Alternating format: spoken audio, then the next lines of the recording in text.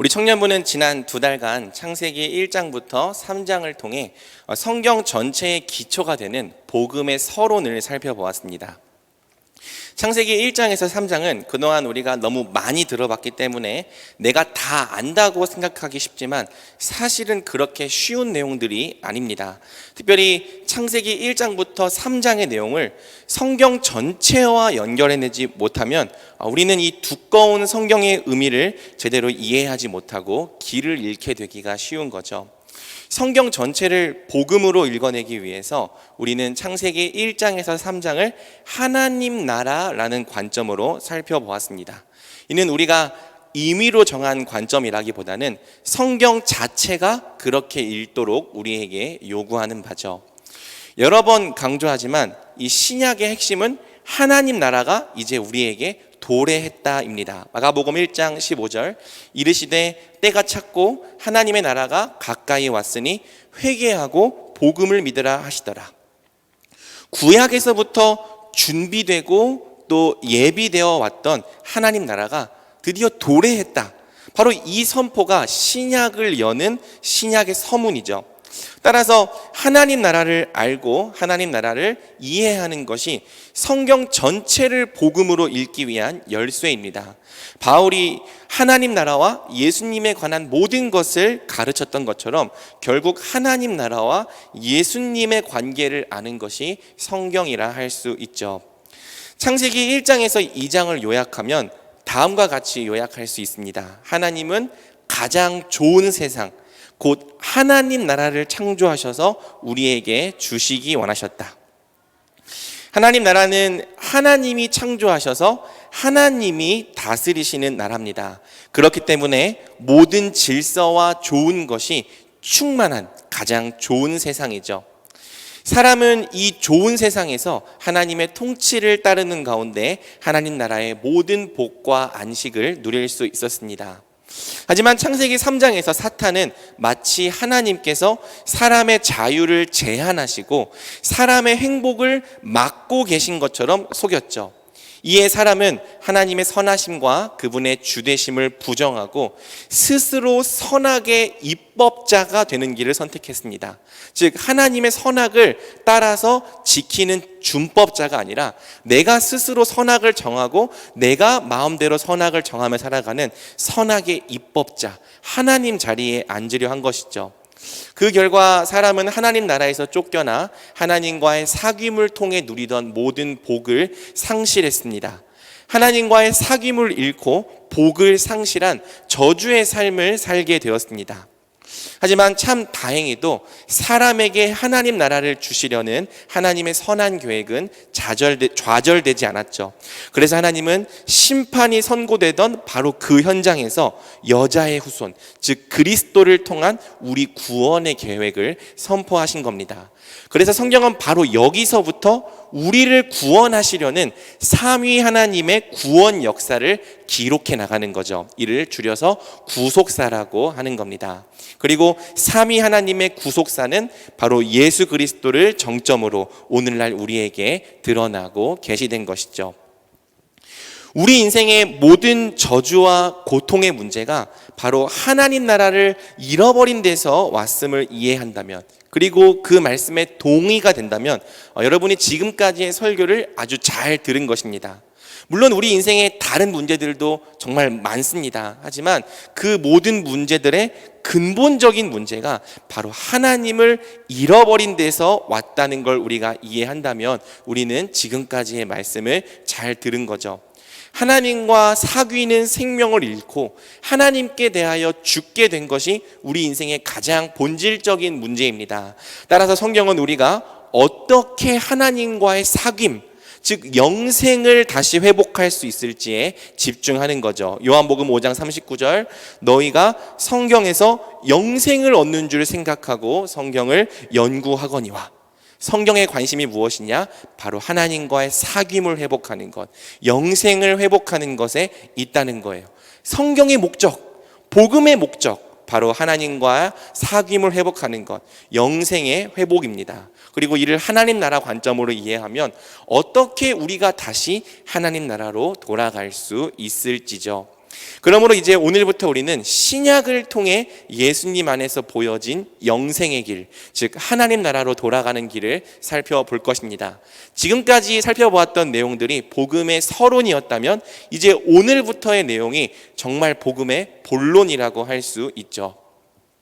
신약도 물론 구약과 같은 복음을 전하지만 특별히 신약은 하나님과의 사귐을 회복함에 있어 율법과 복음의 관계를 매우 중요하게 다룹니다. 율법과 복음, 이 두 가지의 관계를 이해하는 것이 신약에 전하는 복음의 핵심이에요. 그리고 여기서 매우 중요하게 등장하는 개념이 바로 의라는 개념이죠.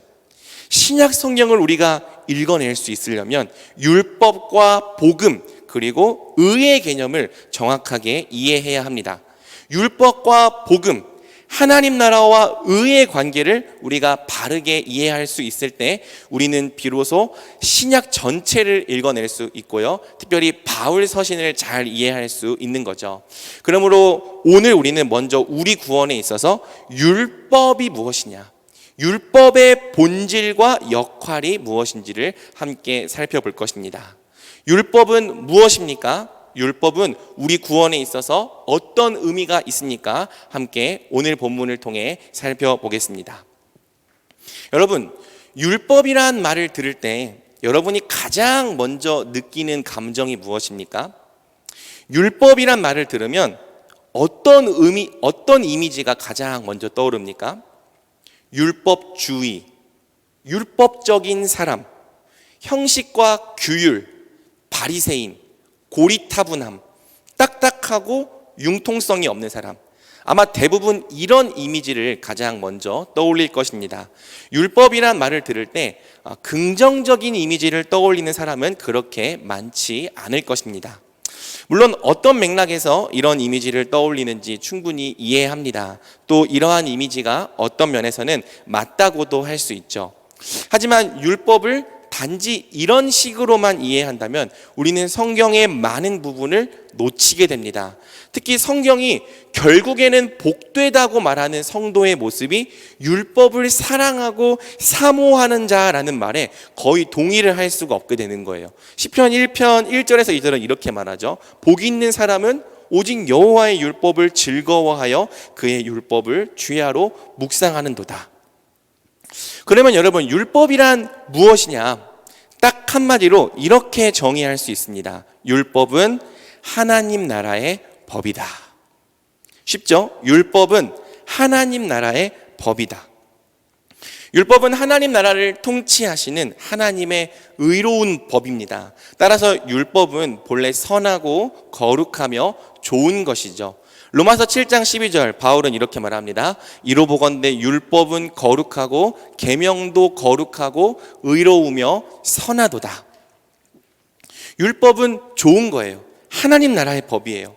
율법의 본질을 알면 왜 구원받은 하나님의 백성이 결국엔 율법을 사랑하게 되고 율법을 힘써 지키게 되는지를 알 수 있는 거죠. 율법은 하나님 나라의 법이기 때문에 구원을 받아 하나님 나라의 백성이 되었다면 당연히 하나님 나라의 법을 지키며 살아가게 되는 겁니다. 보통 우리가 율법이라 부르는 십계명과 이 모세오경, 창세기, 출애굽기, 레위기, 민수기, 신명기 이 5권을 모세오경이라 부르는데 이 모세오경은 모세의 시대에 주어졌습니다. 하지만 중요한 것은 태초에도 이미 율법이 있었다는 사실이죠. 창세기 2장 17절 선악을 알게 하는 나무의 열매는 먹지 말라 네가 먹는 날에는 반드시 죽으리라 하시니라. 우리가 전에 이 본문을 다루면서 선악을 알게 하는 나무가 하나님 나라의 법을 상징한다고 배웠습니다. 선악을 알게 하는 나무는 하나님 나라에 하나님의 법이 있다. 사람은 하나님 나라에서 자기가 살고 싶은 대로 막 살아가는 것이 아니라 하나님의 법에 순종하는 삶을 살아야 한다. 바로 이 사실을 계시했던 거죠. 비록 율법의 조항들은 모세의 시대에 주어졌지만 하나님의 법 자체는 이미 아담과 하와의 때에도 있었습니다. 왜냐? 하나님 나라가 그때에도 있었기 때문이죠. 다만 첫사람은 이 하나님의 지식에 충만하도록 지음받았기 때문에 세세한 조항들은 필요하지 않았고 오직 선악과 명령 하나만 받았을 뿐입니다. 이를 웨스트민스터 신앙고백서 제4장은 이렇게 정리합니다. 하나님께서는 사람을 창조하시되 그 자신의 형상을 따라 지식과 의와 참된 거룩을 주셨고 그들의 마음속에 하나님의 율법을 기록하셨으며 또 그것을 수행할 능력도 주셨다. 게다가 그들은 그들의 마음에 기록된 이 율법 외에도 선악을 알게 하는 나무의 실과를 먹지 말라는 명령을 받았다. 그러니까 이미 첫사람에게도 율법이 마음에 기록되어 있었다. 이렇게 말하는 거예요. 이처럼 율법의 본질은 하나님 나라의 법이다. 율법은 모세 때 처음 주어진 것이 아니라 원래부터 하나님 나라에 있었다. 사람은 본래부터 하나님 나라에서 율법을 지키며 살도록 지음받았다. 여기까지 이해했으면 오늘 설교를 잘 따라오고 있는 겁니다. 잘 따라오고 있죠, 여러분? 네. 그렇다면 왜 하나님은 이스라엘에게는 이토록 자세하고 세세한 계명들을 주셨느냐? 바로 사람이 죄를 짓고 타락하여서 하나님을 아는 지식을 잃어버렸기 때문입니다. 갈라디아서 3장 19절, 그런즉 율법은 무엇이냐? 범법함으로 더하여진 것이라. 로마서 7장 7절, 율법으로 말미암지 않고는 내가 죄를 알지 못하였으니 곧 율법이 탐내지 말라 하지 아니하였으면 내가 탐심을 알지 못하였으리라. 범죄한 이후의 사람은 첫사람과 달리 하나님을 아는 지식에 무지해졌습니다. 그래서 첫사람에게는 세세한 율법의 조항들이 필요 없었지만 이제 우리에게는 훨씬 더 자세한 조항들이 필요하게 된 거죠. 우리가 하나님을 아는 지식을 잃어버렸기 때문에 무엇이 하나님의 뜻이다, 무엇이 하나님의 뜻이 아니다 라고 알려주는 명시적인 기준과 법조항이 필요했던 거예요. 그래서 하나님은 이스라엘에게 법조문으로 된 계명을 주신 거고요. 이것이 구약에 기록된 율법의 정체입니다.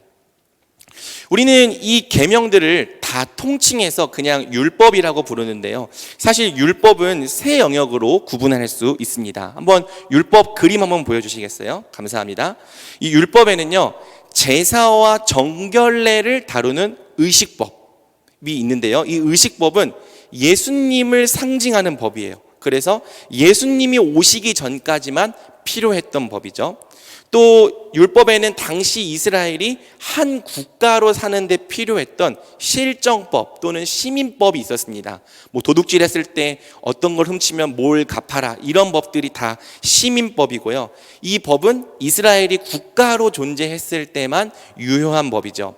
그리고 마지막으로 율법의 근간이 되는 하나님 사랑과 이웃 사랑의 도덕법, 이렇게 이 세 가지 영역의 법이 혼재되어 있습니다.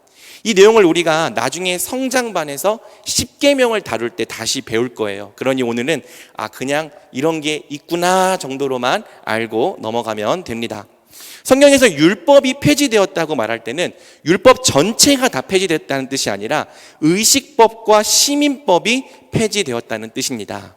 그리고 하나님 사랑과 이웃 사랑을 가르치는 도덕법은 폐지된 게 아니라 오히려 새 계명으로 완성되어서 오늘 신약 백성인 우리도 여전히 지키고 순종해야 할 법으로 남게 된 거죠. 따라서 새 언약을 통해 하나님의 백성이 된 우리는 더 이상 옛 계명에 속한 옛 방법으로 율법을 지키지 않고 새 계명으로서 율법을 지키게 되는 겁니다. 이러한 주제가 신약 전반, 곧 복음서와 바울 서신과 요한 서신 전체에 쫙 깔려 있죠. 오늘 우리가 주목해서 볼 내용은 율법의 구조가 아니고요, 율법에서 파생되는 의라는 개념입니다. 여러분, 성경을 좀 읽어본 지체들은 신약 성경에서 의라는 주제가 굉장히 중요하게 다뤄진다는 사실을 발견했을 거예요. 심지어 하나님께 의롭게 여김 받았다라는 말은 구원받았다라는 말과 동의어처럼 사용되죠. 그러므로 의에 대한 개념을 명확히 세우지 않고서는 복음에 대한 개념도 우리가 명확히 세울 수가 없는 것입니다. 그렇다면 의가 무엇이냐? 단어적인 의미로는 옳다, 바르다라는 뜻이에요. 하나님과 바른 관계를 맺는 것이 바로 의죠. 그런데 여러분, 하나님과 바른 관계를 맺는다는 것이 무엇이냐? 바로 하나님의 법인 율법을 지켜 행하는 것입니다. 하나님의 율법을 다 지켜 행하는 자가 하나님과 바른 관계를 맺는 자, 즉 의로운 자인 것이죠. 이것이 의의 개념이에요. 의란 하나님의 율법을 다 지켰다. 하나님의 율법을 완벽하게 충족시킨 자에게 주어지는 자격이다. 이렇게 생각하면 됩니다. 이렇게 의는 율법과 관계된 개념, 율법에서 파생되는 개념인 거죠. 우리가 율법으로 의롭게 될 수 없다는 말을 이미 알기 때문에 율법을 힘써 지키려 했던 바리새인들을 굉장히 나쁘게 보는데 사실은 그렇게 쉽게 생각할 문제가 아닙니다. 이 PPT는 좀 이따가 제가 보여달라고 하면 보여주세요. 의는 원래부터 율법을 지켜야 얻을 수 있는 자격이에요. 의의 개념 자체가 율법을 다 지켰다예요. 율법을 다 지켜야 얻을 수 있는 자격이 바로 의입니다.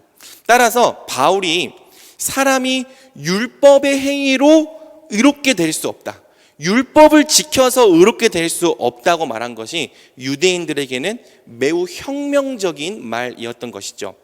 본래 율법을 다 지켜야 얻을 수 있는 자격이 의인데, 그래서 유대인들은 그토록 자기를 쳐가면서 율법을 지키려 애썼던 건데, 바울이 이런 말을 하고 다니는 거죠. 율법을 너희들이 지키지 않아도 예수님을 믿으면 하나님이 의롭게 여겨주신다. 율법을 안 지켰는데 율법을 다 지킨 자로 여겨주신다. 바울이 이런 말을 하고 다니는 겁니다. 여러분이 유대인이라면 당시 바울이 어떤 사람으로 보였겠습니까? 자기들은 의롭게 되기 위해서 율법을 열심히 지키고 있는데 율법을 지켜서 의롭게 될 수 없다. 예수님을 믿으면 네가 율법을 안 지켜도 율법을 다 지킨 자로 여겨주신다라고 말하고 다니는 그런 바울이 어떻게 보였겠습니까? 유대인들의 눈에는 바울이 하나님의 율법을 폐하는 자로 보였던 거예요. 대대로 믿어온 신앙의 유산을 무너뜨리는 자로 보였던 것이죠. 그래서 유대인들은 바울의 복음을 들을 때마다 씩씩거리면서 그를 죽이려 했던 것입니다. 그러니 우리는 사람이 율법의 행위가 아니라 예수님을 믿음으로 의롭게 된다는 진리를 너무 쉽게 생각하면 안 돼요. 대강 이해하고 대강 받아들여서는 안 됩니다. 신약 성경 전체가 바로 이 주제를 집중해 설명하죠. 특히 로마서와 갈라디아서가 왜 율법으로는 의롭게 될 수 없고 복음으로 의롭게 될 수 있는가를 설명하는 데 많은 지면을 할애하고 있는 겁니다. 여러분, 의의 개념이 중요한 이유는 바로 의가 하나님과 화해하고 하나님께 인정받고 하나님 나라에 들어가 영원히 복을 누릴 수 있는 천국 백성의 자격이기 때문이에요. 하나님 나라는 의로운 자만 들어갈 수 있고 의로운 자만 거할 수 있습니다. 하나님 나라는 율법을 다 지켜 행하는, 즉 하나님의 법을 지켜 행하는 의인만 들어갈 수 있는 나라입니다. 반대로 의가 없는 자, 하나님의 법을 지키지 않는 자는, 지킬 수 없는 자는 들어갈 수 없는 나라가 하나님 나라인 거죠. 제가 전에 선악을 알게 하는 나무 옆에는 영생을 상징하는 생명나무가 함께 있었다고 말했던 거 기억나나요? 두 나무가 함께 하나의 메시지를 전한다고 했습니다. 사람은 오직 하나님의 법에 순종할 때에만 하나님 나라에서 영생을 누린다. 이것을 의의 개념으로 바꾸면 이런 내용이 되는 거예요. 하나님 나라는 오직 율법을 다 지켜 행하는 의인만 들어갈 수 있다. 오직 율법을 다 지켜 행한 의인만이 하나님 나라에 들어가 하나님과의 사귐, 영생을 누릴 수 있다. 이처럼 우리가 하나님과 화해하고 하나님께 인정받고 하나님께 받아들여지려면, 하나님 나라로 돌아가서 하나님 나라의 복을 회복하기 위해서는 반드시 우리에게 의의가 필요한 거죠. 율법을 다 지켜 행한 자격, 의의가 필요한 겁니다.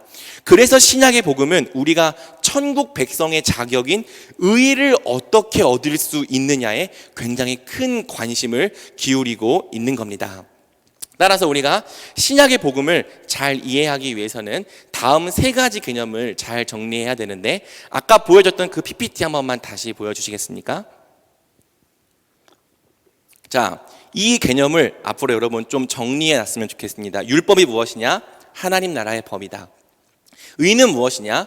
율법을 다 지켜 행한 자에게 주어지는 상급, 하나님을 만족시킨 자만 얻을 수 있는 천국 백성의 자격이다. 그리고 하나님 나라는 본래 율법을 다 지켜 행하는 의인만 들어가 거할 수 있는 것이다. 여기까지 잘 정리되면 비로소 신약의 논지를 따라갈 준비가 된 것입니다. 네, 됐습니다. 앞에서 이야기했듯이 본래 유대인들은 율법을 통해 하나님께 인정받고 율법을 통해 하나님께 의롭게 여김 받는다고 믿었습니다. 내가 하나님 앞에서 율법을 얼마나 잘 지켜 행하는지가 내가 하나님께 인정받는 근거와 의롭게 여김 받는 근거가 된다고 믿었습니다. 내가 하나님 앞에서 율법을 얼마나 잘 지켜 행하는지가 남들보다 하나님께 더 큰 사랑을 받는 근거, 남들보다 더 큰 복을 누릴 수 있는 근거가 된다고 믿었습니다. 또 내가 바로 율법을 지켜 행했기 때문에 마땅히 메시아가 올 때 하나님 나라에 들어갈 수 있다고 믿었던 거죠. 이렇게 유대인들은요, 하나님과 화해하고 하나님께 인정받고 하나님 나라의 복을 되찾음에 있어서 율법의 행위를 자기 구원의 길로 삼았던 것입니다. 예수님의 비유 속에 등장한 한 바리새인의 기도를 보면 당시 유대인들의 생각이 어떠했는지를 알 수 있습니다. 누가복음 18장 9절에서 12절. 또 자기를 의롭다고 믿고 다른 사람을 멸시하는 자들에게 이 비유로 말씀하시되 두 사람이 기도하러 성전에 올라가니 하나는 바리새인이요 하나는 세리라. 바리새인은 서서 따로 기도하여 이르되 하나님이여 나는 다른 사람들 곧 토색, 불의, 간음을 하는 자들과 같지 아니하고 이 세리와도 같지 아니함을 감사하나이다. 나는 일해에 2번씩 금식하고 또 소득의 11조를 드리나이다 하고, 예수님께서 자기를 의롭다고 여기는 바리새인의 기도를 비유로 들어주셨는데요, 이렇게 기도하는 거죠. 하나님, 저는 토색 안 했습니다. 토색이란 이 속여 빼앗는 금품 갈취를 말하는 거예요. 불의도 저지르지 않았습니다. 간음도 안 했습니다. 저는 속여 빼앗고 불의를 행하고 성적으로 방종하는 저 세상 사람들과는 근본적으로 다른 사람입니다. 저는 무려 일주일에 2번씩이나 금식을 하고 있고 11조도 잘 지키고 있습니다. 그러니 저는 저들보다 의로운 사람입니다. 하나님께 사랑받을 만한 사람입니다. 천국에 들어갈 자격과 천국의 복을 누릴 자격이 충분한 사람입니다. 당시 바리새인들은요, 바로 이렇게 생각했던 거죠. 율법을 지키지 않는 이방인들은 저주받고 심판받기에 합당한, 심지어 지옥의 땔감이라고 욕하면서 반대로 율법을 잘 지키는 자신들은 하나님 앞에서 의롭고 사랑받을 만하고 복을 누리기에 마땅한 사람들이라고 생각했던 것입니다. 사랑하는 여러분, 저는요, 이 생각이 단지 바리새인들만의 생각인지를 여러분에게 묻고 싶어요. 사실은 이러한 생각이 우리 중에도, 우리 은연 중에도 있지 않습니까? 하나님과 화해하고 하나님께 사랑받는 근거, 하나님께 내가 받아들여지는 근거를 나의 노력과 나의 어떤 종교적인 행위에서 찾는 마음이 우리 안에도 있지 않습니까? 분명 교회는 오래 다녔지만 내가 하나님께 나아갈 수 있는 근거가 여전히 복음이 아닌 사람이 많습니다. 내가 하나님과 화해하고 하나님께 인정받고 하나님께 의롭게 여김받고 하나님의 복을 누릴 수 있는 근거가 예수님이 아니라 자기의 행위인 사람들이 많습니다. 입으로는 예수님을 다 믿는다고 고백하지만 여전히 복음에서 난 의가 아니라 자기의 의로 하나님과 관계를 맺어보려 하는 사람들이 많은 거죠.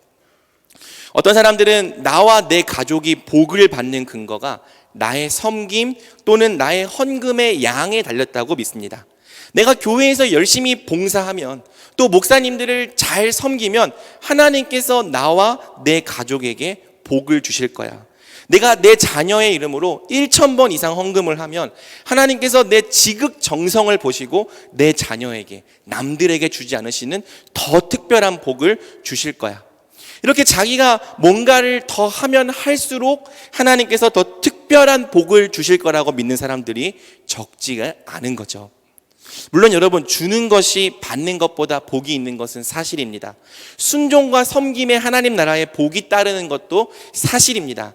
하지만 이는 순종이 하나님 나라의 복을 누리는 원리이기 때문에 그렇지, 절대 그것이 내가 복을 받는 어떤 근거나 공로가 되기 때문은 아니에요. 하지만 내가 이렇게 행하면 행할수록 그 행한 것을 근거로 하나님께서 복을 주신다고 생각하는 사람이 많은 거죠. 내 행함을 하나님께 인정받는 공로와 값으로 여기는 사람들이 많습니다. 그래서 내가 남들보다 더 많이 봉사하고 더 많이 헌신했다면 더 많은 복을 받아야 마땅하다고 은연중에 믿고 있는 사람들이 많은 거죠. 여러분, 나의 행함과 헌신을 근거로 받는 복의 크기가 달라진다고 믿는 이 기복주의가 바로 이러한 생각에서 나오는 거예요. 율법의 행위를 의지하는 율법주의와 자기의 행함에 따라 받는 복의 크기가 달라진다고 믿는 기복주의는 서로 이웃사촌이고 형제지간인 거죠. 그래서 여러분, 자기 의를 의지하는 어떤 사람들은요, 자기가 또 성공하고 남들보다 잘된 근거를 자기의 행위로 내세웁니다. 봐라, 오늘 내가 이렇게 성공하고 잘 되었는데 이는 다 내가 교회를 열심히 섬겼기 때문이다. 내가 11조도 빼먹지 않고 11조보다 더 많이 헌금했기 때문에, 또 목회자도 잘 섬겼기 때문에, 하나님의 종들을 잘 섬기고 봉사도 여러 개를 했기 때문에 하나님께서 이같이 풍성한 복을 주셨다. 이렇게 자신이 하나님께 인정과 복을 받는 근거를 자기의 행위로 내세우는 사람들이 오늘날에 적지 않습니다. 이런 사람들에게 빠지지 않는 마음이 뭐냐면요, 바로 자기의예요. 자기의. 내가 이만큼 했다라는 마음이죠. 이런 사람들은 다른 누구도 아닌 바로 자기의 의 때문에 하나님께서 나를 이같이 잘 대우하셨다고 믿습니다. 그래서 여러분, 자랑할 것이 정말 많죠. 반대로 이렇게 열심히 섬겼는데도 원하는 대로 잘 안 풀리는 케이스가 있습니다. 이렇게 열심히 섬겼는데도, 내가 할 만큼 했는데도 원하는 대로 잘 안 풀린 사람 중에는요, 이런 마음을 품는 사람도 있습니다. 내가 하나님을 위해 이것도 하고 저것도 했는데, 정말 할 수 있는 노력은 다 했는데 왜 하나님은 내 인생은 이렇게도 안 풀리게 하시나? 솔직히 내가 저 사람보다 못한 게 없는데, 내가 저 사람보다 안 한 게 없는데 왜 저 사람은 잘 되고 잘 풀리게 해주시면서 복을 주시면서 나한테는 이렇게 가혹하게 대우하시나? 이런 마음을 가진 사람들이 있습니다. 이런 사람들의 특징이 뭐예요? 하나님께 화가 나 있는 거예요. 불만과 불평이 가득한 거죠. 내가 할 만큼 했는데도, 내게 자격이 충분한데도 하나님이 주지 않으셨다고 생각하기 때문입니다. 내가 할 만큼 했는데도 하나님이 지금 내 인생을 부당하게 대우하고 있다고 생각하기 때문이죠. 그래서 이런 사람들은요, 마치 결산을 기다리는 노동자처럼 빨리 하나님께서 내 노력과 섬김에 대한 보상을 주시길 기다리는 거예요. 또 하나님께서 복을 주지 않으시면 빚을 독촉하는 빚쟁이처럼 빨리 내놓을 것을 내놓으라고 하나님을 채근하는 겁니다. 또 사랑하는 여러분, 하나님 자신의 행위를 의지하는 사람 중에는요, 내가 할 만큼 했다고 믿는 사람도 있지만 내가 할 만큼 하지 못했다며 자책하는 사람도 있습니다. 사실 우리 중에는 내가 할 만큼 했다고 자신감이 넘치는 사람보다는 늘 내가 할 만큼 하지 못했다고 자책하는 사람이 훨씬 더 많을 거예요. 여러분, 중요한 것은 내가 할 만큼 했다고 생각하는 사람이나 내가 할 만큼 못했다고 생각하는 사람이나 본질은 똑같이 자기 행위가 하나님께 나아가는 근거인 사람들이라는 거죠. 여러분, 내가 할 만큼 하지 못했다고 자책하는 사람의 가장 큰 특징은 바로 두려움과 정죄감입니다. 내가 할 만큼 하지 못했다는 정죄감. 그렇기 때문에 하나님이 내 인생을 치시고 벌 주실 것 같은 두려움. 또 그렇기 때문에 하나님이 날 받아주시지 않을 것 같은 거절감. 이런 마음들이 바로 자기 행위를 근거로 삼는 사람들의 특징이에요.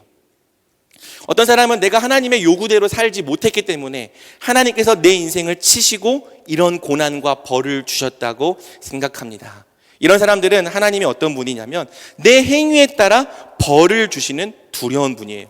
내가 기도 제대로 안 하고 예배 잘 안 드리고 똑바로 안 살면, 또 하나님보다 다른 우상을 더 사랑하면은 그것을 지켜보고 계시다가 그 행위에 따라 보응하시고 벌을 주시는 심판의 하나님이신 거죠. 그래서 여러분, 이런 사람들은요, 인생의 어려움과 고난이 찾아올 때마다 내가 또 뭘 잘못했길래 하나님께서 내 인생을 치시는가 두려워 떠는 겁니다. 그리고 어떻게 합니까? 생각나는 죄, 떠오르는 죄, 죄다 잘못했다고 싹싹 빌면서 하나님 제발 용서 좀 해주세요. 제발 용서 좀 해주세요. 제발 이 인생의 고난과 벌을 멈춰달라고 간구하는 거죠. 그런데 문제는요, 아무리 잘못했다고 기도하고 또 기도해도 마음의 평안함이 찾아오지 않는다는 거예요. 여전히 정죄감과 두려움이 가득하다는 거죠. 또 여러분, 어떤 사람은요, 내가 하나님의 요구대로 살지 못했기 때문에 하나님이 날 받아주시지 않는다고 생각해요. 내가 기도하지 않았고 말씀 보지 않았기 때문에, 정죄감 때문에 차마 하나님의 얼굴을 보지 못하는 겁니다. 하나님이 지금 내가 예배 때 아무리 예배하고 기도할 때 느껴지지 않는 이유가 내가 똑바로 살지 않아서 하나님이 나에게 화가 나셨기 때문이라고 생각하는 거죠. 그래서 여러분, 하나님이 느껴진다고 생각할 때는 활짝 웃고 다니는데, 그렇지 않다고 느껴질 때는 세상을 다 잃어버린 것처럼 우울한 얼굴로 다닙니다. 정죄감과 두려움과 수치심에 빠져 삽니다. 그러면서 나는 요즘 하나님과 관계가 별로 좋지 않아 라고 말하는 거죠. 여러분, 굉장히 다양한 양상이 있는 것처럼 보이지만 지금까지 언급했던 사람들의 한 가지 공통점이 있습니다. 뭐죠? 바로 내가 하나님께 나아가고 인정받는 근거를 자기 행위에서 찾고 있다는 점이에요. 내가 할 만큼 했다고 의기양양한 사람이나 내가 할 만큼 하지 못했다고 두려워 떠는 사람이나 똑같이 자기 행위를 의지하는 사람입니다. 내가 할 만큼 했는데 주지 않으신다고 분노하는 사람이나 내가 할 만큼 하지 못했기 때문에 복을 받을 자격이 없다고 말하는 사람이나 똑같이 자기 행위가 하나님께 나아가는 근거인 사람입니다. 율법의 행위로 하나님께 인정받고 율법의 행위로 하나님께 사랑받아 보려는 사람입니다. 율법의 행위로서 복을 회복하려는 사람입니다. 이런 사람들의 가장 큰 문제가 뭡니까? 바로 하나님과 자기의 관계 속에서 복음에서 난 의의가 없는 거예요. 복음에서 난 의 대신 늘 하나님과 나의 관계 속에 자기 의의가 있는 거죠. 그래서 자기 의의가 있다고 느껴질 때면 하나님 앞에서 당당한 거죠. 반대로 자기 의의가 없다고 느껴질 때면 한없이 수치심과 정죄감으로 가득해져서 하나님께 나아갈 생각조차 하지 못하는 겁니다. 이처럼 복음을 안다고 생각하지만 실제로는 자신과 하나님 관계 속에서 복음이 작동하지 않는 사람, 복음의 의의가 없는 사람들이 우리 가운데 너무나도 많은 거예요. 그래서 여러분, 복음의 가장 중요한 열매인 영생, 그리고 하나님과의 사귐, 화평을 힘있게 누리지 못하는 거죠.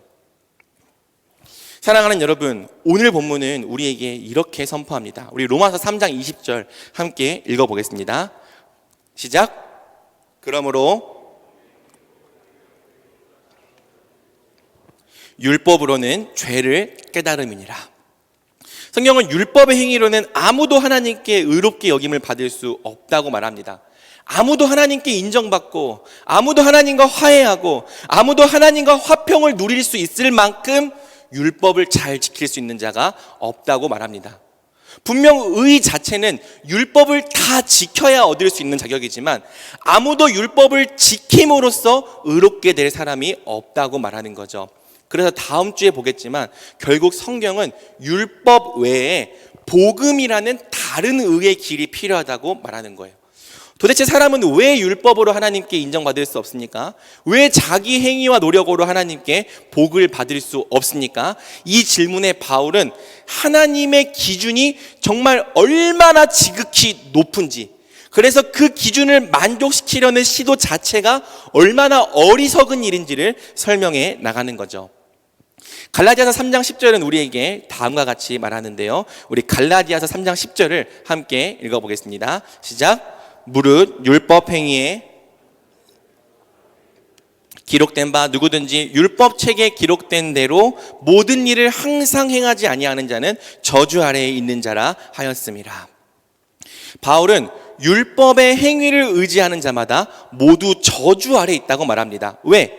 누구든지 하나님께 자기 행위로 인정받으려면 율법에 기록된 모든 일을 항상 다 지켜 행해야 하기 때문이에요. 만약 율법에 기록된 일 중 단 하나라도 범한다면, 또 단 한순간도 네가 율법을 지키지 않는다면 너는 하나님께 인정을 받기는커녕 도리어 죄인으로 드러나고 저주를 받게 될 거라고 말하는 거죠. 여러분, 자기 행위로 하나님께 인정받으려는 사람들은 하나님의 기준이 얼마나 높은지를 제대로 알지 못합니다. 알지 못하기 때문에 내가 잘한 몇 가지 일들만 보시고 내가 잘한 몇 가지 일들로만 나를 평가해 주시기 원하는 거예요. 내가 매일 새벽 5시부터 6시까지 빠지지 않고 기도했다면 내 인생의 그 시간만 봐주길 원하는 겁니다. 내가 매주 주일마다 뼈 빠지게 봉사했다면 봉사한 그 시간만 봐주길 원하는 거죠.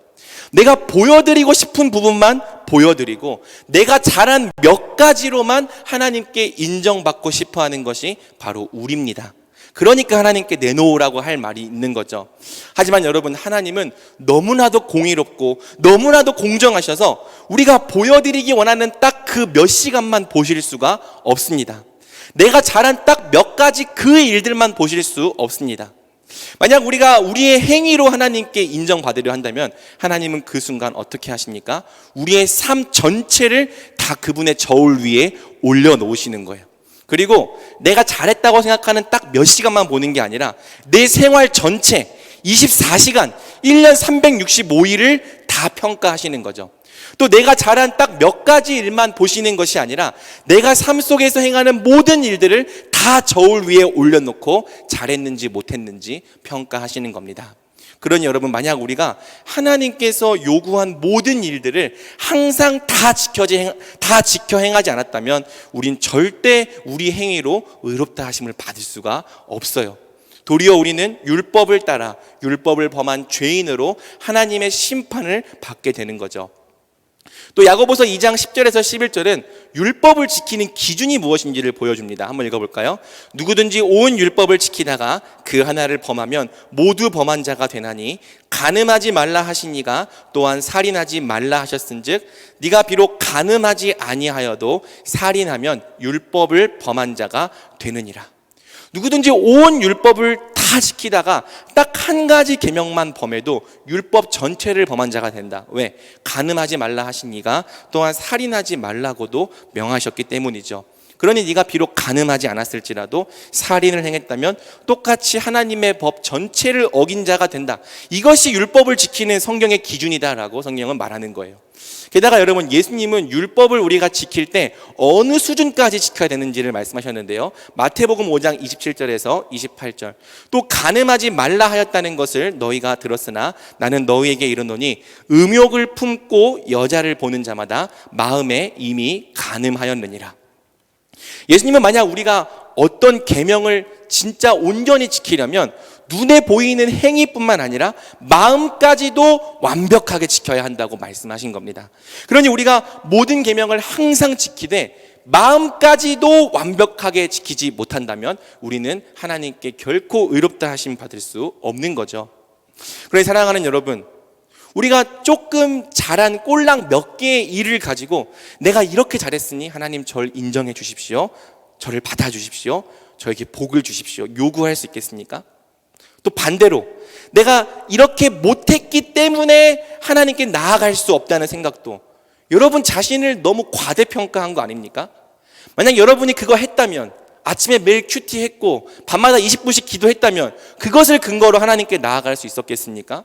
아니에요. 여러분, 우리는 절대로 하나님의 이 높고 거룩한 기준을 만족시킬 수 없습니다. 잘했다고 칭찬받을 수 없고요, 못했다고 자책할 자격조차 안 됩니다. 애초에 우리는 그 무엇으로도 하나님의 법을 만족시킬 수가 없는 사람들이에요. 그래서 성경이 선포합니다. 그러므로 율법의 행위로 그 앞에 의롭다 하심을 얻을 육체가 없나니. 성경은 아무도 하나님 앞에서 자기 행위로 인정받을 수 있는 사람이 없다고 말하는 겁니다. 그러면 여러분, 하나님은 왜 우리에게 이런 지킬 수 없는 율법을 주셨습니까? 오늘 본문은 그 이유를 다음과 같이 설명하는데요. 우리 로마서 3장 19절에서 20절 다시 한번 읽어보겠습니다. 시작. 우리가 알거니와 무릇 율법이 말하는 바는 율법 아래에 있는 자들에게 말하는 것이니 이는 모든 입을 막고 온 세상으로 하나님의 심판 아래에 있게 하려 함이라. 그러므로 율법의 행위로 그의 앞에 의롭다 하심을 얻을 육체가 없나니 율법으로는 죄를 깨달음이니라. 하나님께서 사람에게 율법을 주신 이유는 너희가 율법을 지켜서 내게 인정받으라는 뜻이 아니에요. 그 반대입니다. 이 율법 앞에서 너희가 죄인임을 깨달으라는 거죠. 너가 하나님의 법을 절대 만족시킬 수 없는 죄인임을 자각하라고 주신 겁니다. 여러분, 애초부터 율법은 지켜서 의롭게 되라는 목적으로 주신 게 아닙니다. 갈라디아서 3장 11절, 또 하나님 앞에서 아무도 율법으로 말미암아 의롭게 되지 못할 것이 분명하니 이는 의인은 믿음으로 살리라 하였습니다. 하나님께서 정하신 길은 처음부터 예수님이었어요. 비록 율법을 주시고 율법 앞에 복과 화를 주긴 했지만 이를 지켜서 복을 얻으라고 율법을 주신 것이 아닙니다. 도리어 하나님은 그 지극히 높은 기준을 우리에게 주심으로써 우리가 도저히 율법으로는 복을 얻을 수 없고 하나님께 인정받을 수도 없음을 깨닫게 하신 거죠. 너희가 망가져 있다. 너희는 지금 타락해 있다. 너희는 지금 무능력한 죄인이 되어 있다라는 것을 깨닫게 하는 것이 율법의 1차적인 목적입니다. 그러니 사랑하는 여러분, 행위로 의롭게 되고 율법으로 인정받으려는 그 시도 자체가 완전히 잘못된 거예요. 여러분은 절대 하나님을 만족시킬 수 없습니다. 여러분이 뭘 했다고 하나님께 달라고 할 자격이 애초에 여러분에게 없습니다. 여러분은 뭘 못했다고 하나님 앞에서 부끄러워하거나 아쉬워할 자격조차도 없습니다. 여러분은 그 무엇으로도 하나님을 만족시킬 재간이 없는 사람들입니다. 율법의 참된 목적은 네가 이것을 지켜서 하나님께 인정받으려는 것이 아니라 그렇게 네 행위로 인정받으려는 시도 자체를 깨끗하게 포기하라는 거예요. 너의 의를 포기해라. 네 노력으로 너의 어떤 행위로 하나님께 인정받으려는 그 시도 자체를 완전히 내려놓아라. 그 마음 자체를 완전히 포기해라. 대신에 너의 행위를 의지하지 말고 널 위해 마련하신 다른 의, 곧 예수 그리스도를 통해서 이루신 그 의를 붙들어라. 예수님이 이루신 의를 너의 의로 삼아라. 이것이 율법이 우리에게 말하는 바고 성경이 우리에게 전하는 복음인 거죠. 그래서 갈라디아서 3장 24절은 율법이 우리를 그리스도께로 인도하는 초등교사가 된다고 말합니다. 이같이 율법이 우리를 그리스도께로 인도하는 초등교사가 되어 우리로 하여금 믿음으로 말미암아 의롭다함을 얻게 하려 함이라. 너 포기해. 네 행위로 하나님 앞에 인정받으려는 마음 깨끗이 포기해. 대신에 예수님의 의를 이해하고 그걸 받아들여. 이 역할을 하는 것, 이 초등교사 역할을 하는 게 율법이라는 거예요.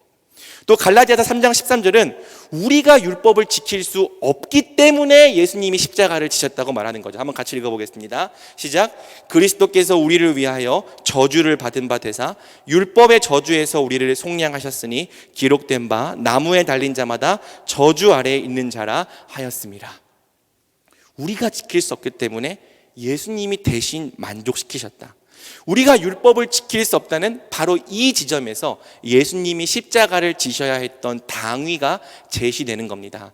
그래서 이제 우리는 다음 주에 하나님께로부터 난 의라는 제목으로 비로소 예수님이 우리를 위해 이루신 의가 무엇인지를 배우는 거죠.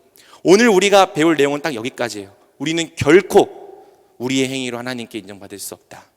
잘했든 못했든 하나님 앞에 설 수 있는 자격을 내 자신에게서 찾았던 모든 시도를 이제는 깔끔하게 포기해라. 그리고 이제는 예수님 안에서 보여진 하나님의 의를 발견하고 그 의를 이해하고 그분의 의를 네 자신의 의로 삼으라. 여기까지 이해시키는 것이 오늘 설교의 목적입니다. 그러므로 사랑하는 여러분, 이제 말씀을 마치며 제 얘기를 조금만 해보려고 합니다. 조금만 더 들어주시길 부탁합니다. 제가 아까 자격이 없어서 하나님 앞에 서길 두려워한다고 예시를 든 사람은 사실 다른 사람 이야기가 아니었습니다. 제 얘기예요. 저는 고등학교 2학년 때 가정의 불화와 경제적인 어려움 속에서 복음을 간절한 마음으로 받고 예수님을 믿었습니다. 여러분 중에 복음의 1세대가 있을 텐데 저도 복음의 1세대예요. 그리고 부디 제가 붙든 예수님께서 우리 가정의 문제를 해결해 주시길 간절한 마음으로 기도했죠. 하지만 제 기대와 달리 당시 가정의 불화와 경제적인 어려움은 전혀 해결되지가 않았습니다. 도리어 갈 수 있는 끝까지 치달았죠. 부모님은 제가 고3 때 헤어지셨고 집은 경매로 넘어갔습니다. 정신을 차려보니까 어머니, 동생과 함께 제가 해도 들지 않는 반지하방에 있게 되었습니다. 그리고 그마저도 피치 못할 사정 때문에 어머니와 함께 살지 못하고 집을 나와서 20대의 절반이 넘는 세월을 제 혼자만의 힘으로 살아야 했죠. 여러분, 가정이 무너져가고 쓰러져 갈 때 저는 정말 죽기 살기로 하나님께 매달렸습니다. 아직 고등학생인데도요, 어떻게든 이 가정을 살려보고 싶어서 새벽에 나가 기도하고 학교 마치고도 혼자 교회에 가서 기도했어요. 하지만 그럼에도 불구하고 제 안에 벗어버릴 수 없는 한 가지 큰 정죄감이 있었습니다. 내가 하나님 앞에서 똑바로 살지 못하기 때문에 하나님이 우리 가정을 구원하지 않으신다. 내가 하나님 앞에서 맨날 죄를 짓기 때문에 하나님이 우리 가정을 벌하신다. 이 생각이 아무리 지우려고 해봐도 도무지 지워지지가 않았던 거죠. 20대가 되어 상황은 더 어려워졌고 이에 따른 정죄감 역시 더 커졌습니다. 가정이 어려우면 나라도 똑바로 살아야 회복의 소망이 있을 텐데 온갖 우울감과 무기력에 빠져 사는 제 자신이 정말 진절머리 나기 싫었습니다. 나라도 하나님을 똑바로 믿어야 우리 가정에 소망이 있을 텐데 하나님의 기준대로 살지 못하는 제 자신이 너무나도 미웠습니다. 어떤 사람은 자기가 하나님 잘 믿어서 하나님이 내 인생에 가정에 이런 은혜를 주셨다고 간증하는데 내 가정엔 그런 일이 일어나지 않아요.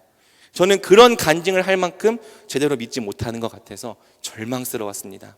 그래서 여러분, 정말 어떻게든 변해보고 싶어서요, 21살 때 한 선교단체 훈련학교에 들어가서 무려 6개월이나 다른 사람들과 합숙하며 훈련도 받아봤습니다. 하지만 그럼에도 불구하고 지워지지 않는 제 마음속의 정죄감과 실패감이었어요. 그러던 중에 여러분, 제가 한 목사님을 통해 복음을 만났습니다. 그리고 목사님을 따라 성경을 연구해가면서 나는 애초부터 하나님을 만족시킬 수 없는 죄인임을 알게 된 거예요. 그리고 하나님은 단 한 번도 내게 그러한 행위나 자격을 요구하신 적이 없다는 사실도 깨닫게 된 거죠. 나는 나한테 그런 자격이 필요하다 생각했는데 하나님도 그 자격을 보실 거라 생각했는데 하나님은 그런 자격을 요구하신 적이 없다는 사실을 알게 된 겁니다.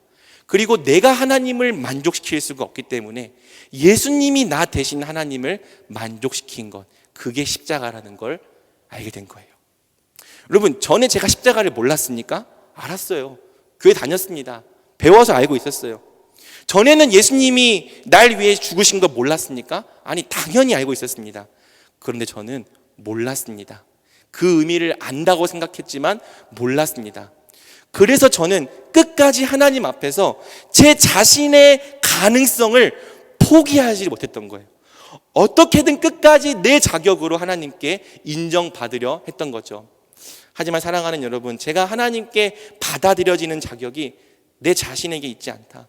그 자격이 예수님께 있다는 사실을 알게 될 때 저는 평생 처음으로 자유를 느껴봤습니다. 지금까지 어깨를 짓눌러 왔던 모든 짐이 한순간에 다 사라지는 기분이었습니다.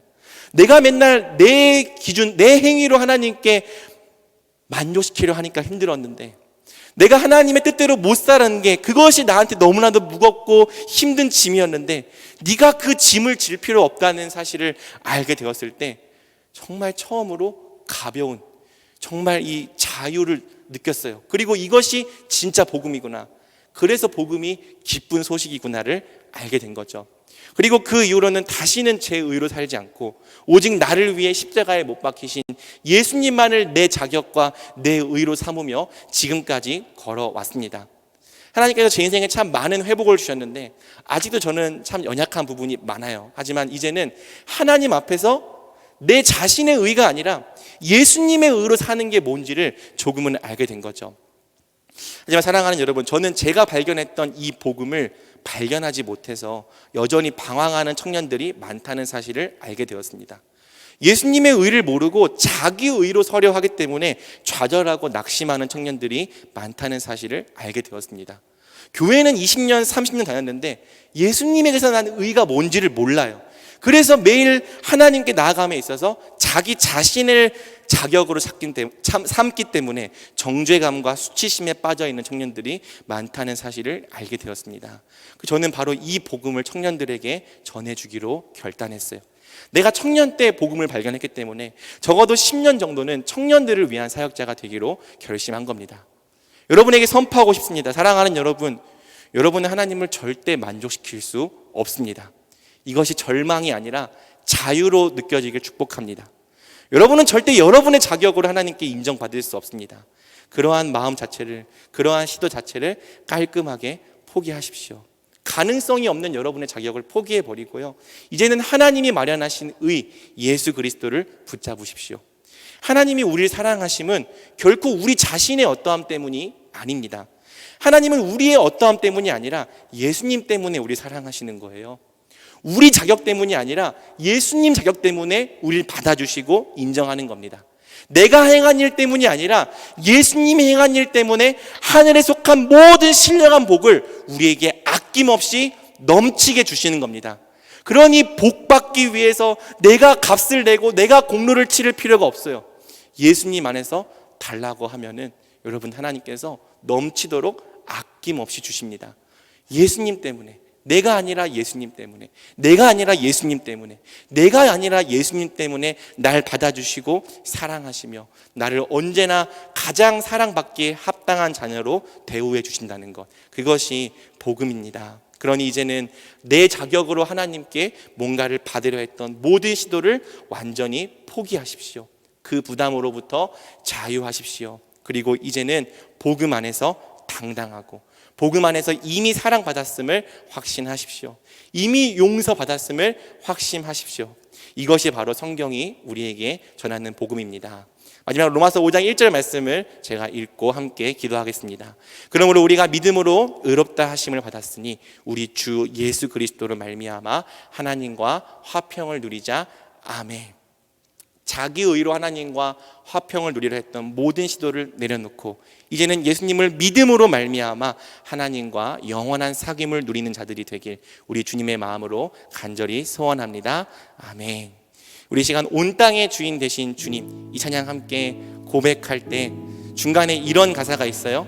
나로 인함이 아닌 주가 행하신 일로, 나의 행함이 아닌 오직 주로 인하여 주께서 우리를 사랑하시는 것, 이것이 오늘 여러분에게 새로운 복음으로 다가와지길 주님의 이름으로 축복합니다. 그 찬양합니다. 온 땅의 주인 되신 주님이, 온 땅의